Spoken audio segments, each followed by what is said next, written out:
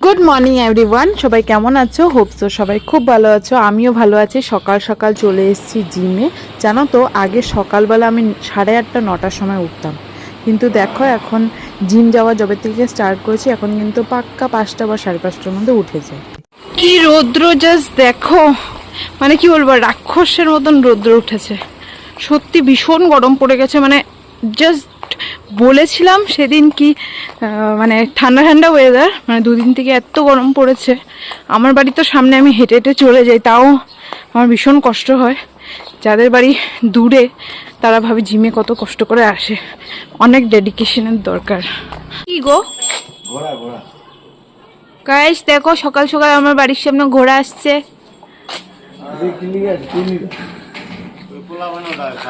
Actually এই আঙ্কেলটা ঘোড়া নিয়ে আসে, মানে যারা ফটোশুট করতে চায় তাদের জন্য। আঙ্কেল কি লিখে আনছো? পোলাপান উঠাও, মানুষ উঠাও, মানে ফটো উঠবো যে। ও, সবারই তো উঠাইবা। তো তারপরে দেখো আমাদের পাড়াতে একটা বাচ্চা ছিল, তো ওকে ঘোড়ার মধ্যে উঠানো হলো, আর সেটার জন্য দিদিটা পেও করেছে, মানে ওর মার কথা বলছি, জাস্ট ফটো ক্লিক করার জন্য উঠেছে। আর সেটাই ভাবছিলাম যে এই গরমটার মধ্যে আমরা দেখো দিনের বেলা অ্যাটলিস্ট খুব দরকার না পড়লে বাড়ি থেকে বেরোই না, কিন্তু ওনার এই দুটো ঘোড়া নিয়ে বেরোতে লেগেছে। তারপরে বাড়িতে এসে আমি স্মুদি, মা চা মুড়ি নিয়ে আমাদের সকালবেলার খাওয়াটা কমপ্লিট করলাম। আর তারপরে মা রান্না স্টার্ট করে দিয়েছে। আজকে হলো পটল আলুর তরকারি, পনির দিয়ে হবে, আর কলার ভাড়ালি যেটা হয় সেটা বানানো হচ্ছে। আর বাবা মাছও নিয়ে আসছে। কি মাছ আমি এগুলো ঠিক বলতে পারবো না, ছোট টাইপের মাছ আর কি, দু তিনটা আইটেম মিক্স করা আছে আর কি মাছের।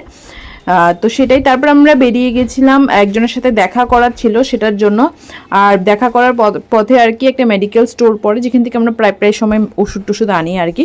তো ওখান থেকে গিয়ে আমরা ওয়েটও চেক করি প্রায়ই আর কি। তো বোন ওয়েট মাপলো আর কি অনেক দিন পরে, 46 পয়েন্ট সামথিং এসছে আর কি।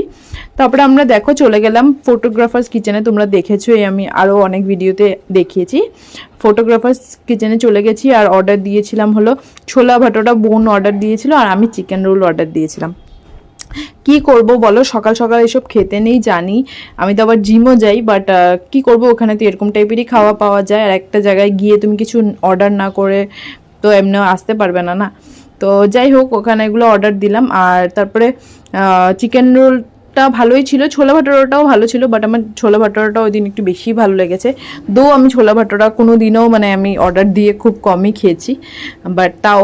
তারপরে 1-2 বাইট জানো তো চিকেন রোল খাওয়ার পরে আর খেতে ইচ্ছা করছিল না। আসলে স্মুদি খাওয়ার পরে অনেক টাইম পেটটা ফুল টাইপেরই থাকে।